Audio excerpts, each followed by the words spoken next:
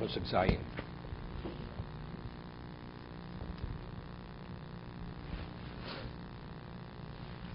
Midvar Sheker Tirchok. One has to distance himself from anything which is false, Var Sheker, which is not truthful. So again, it means more than just not to lie.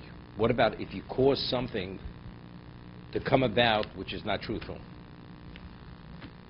Otherwise it says you should not speak falsehood or lie. What do you mean? You should distance yourself.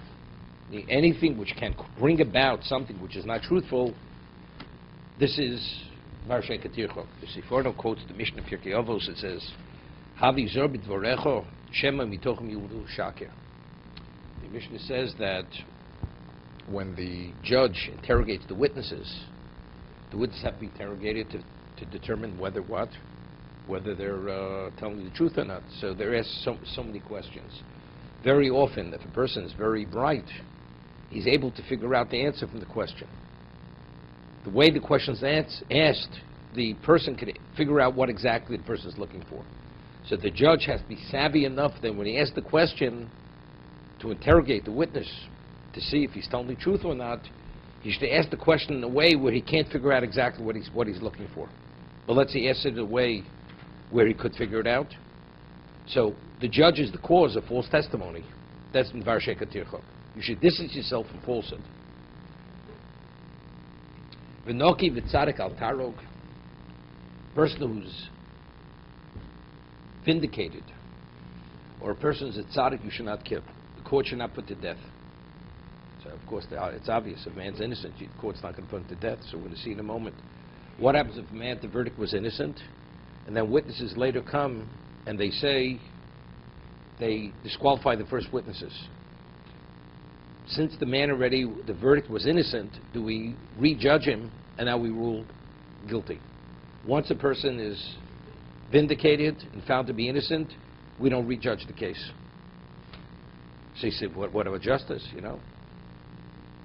God will take care of it, right? That's the reason why, people say, but maybe you're killing an innocent man, capital punishment. That's why they're against it. Maybe the man's innocent, but according to you, you have testimony. So testimony is fact, but you say maybe the witnesses are lying. Maybe they somehow practice so well that they're able to deceive the court, and they seem to be truthful, but they're not. The answer is that's up to God. That Hashem allowed, if you follow the system, and the man's put to death, even though he may be innocent from this crime, but what did God want? God wanted him to die. If it's within the system, the person says, well, if that's the case, how do you kill a murderer? Somebody kills somebody on the street. Well, if God wanted him to live, he couldn't have killed him, so he's innocent. It doesn't work the way. If it's within the system, that means it's within the system of justice. He was meant to die. That's justice. It may not be for this crime, it may have been some other crime. But if a person goes outside of the context of a court and he takes a person's life, he's considered a murderer. Noki v'tzadik al tarog kilo atzdik Russia.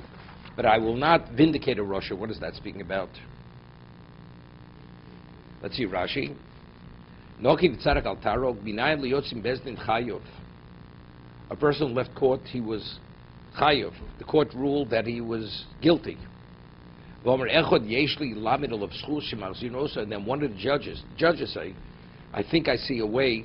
They already gave the verdict, but one of the judges afterwards says, I think we overlooked something, and I think I could see him in a favorable light. Talmud Lomar, the Noki al Tarok. Since the judge introduces this new way of seeing it, you should not kill.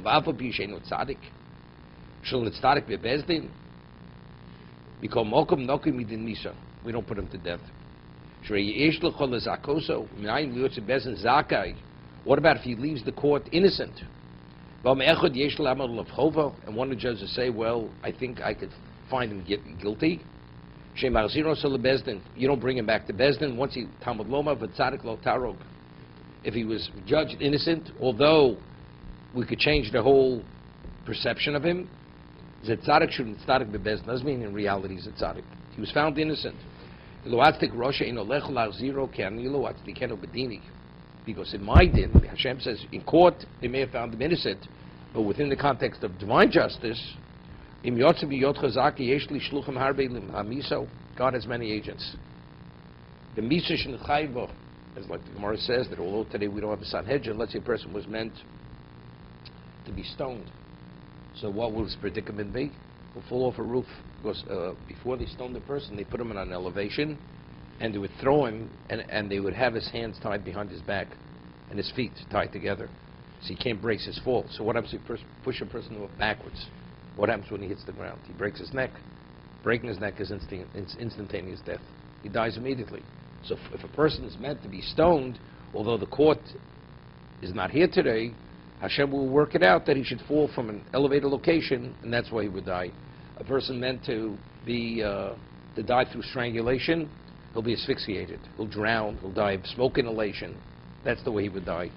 Various ways. A person is meant to die through fire, he'll be bitten by a snake, and the venom will burn through his system. God has many agents to bring about the end result.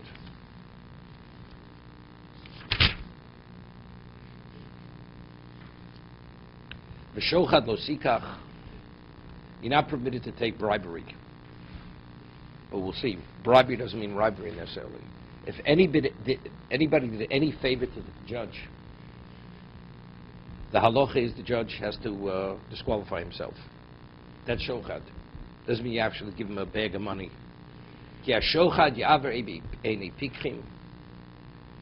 The bribery blinds those who could see. And it corrupts righteous understandings, just understandings. Rashi, let's see the judge, before the judge is about to give the verdict, but the defendant wants to just make sure he carries through, and even though factually the judgment is correct, even though it's to give a correct judgment, definitely not to pervert the justice. That's a law, it's a negative commandment. You're not permitted to what? To pervert the judgment. It blinds those who could see. A person has great Torah knowledge and he takes bribery, so will become totally, will have confusion. He will not have clarity of mind. And will cause him to forget his learning. And literally, it'll affect his eyesight. He'll become blind. It corrupts it. The whole court system everything becomes corrupt. Things which are fair. It corrupts that what's fair. Okay, let's see the morale just for a few moments. Okay, you going in?